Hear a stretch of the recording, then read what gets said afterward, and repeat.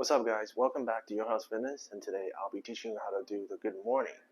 And it is an exercise for your entire back, specifically your lower back, as well as your hamstrings and glutes.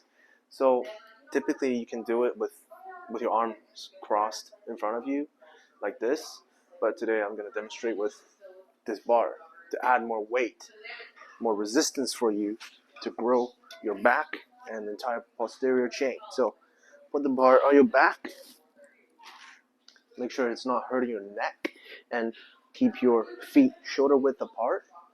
And then start by pushing your hips out and bending your knees while keeping your back straight. So hinge at the hips. Up. 2. Up. 3. Up. Remember to keep your back neutral while not over flexing or extending your back. And you should feel a pretty strong stretch in your hamstrings as well. So from the side, demonstrate one more time. Shoulder width apart, back straight, push your hips back, and hinge. Up, hinge, up, hinge, up. And this is how you do a good morning.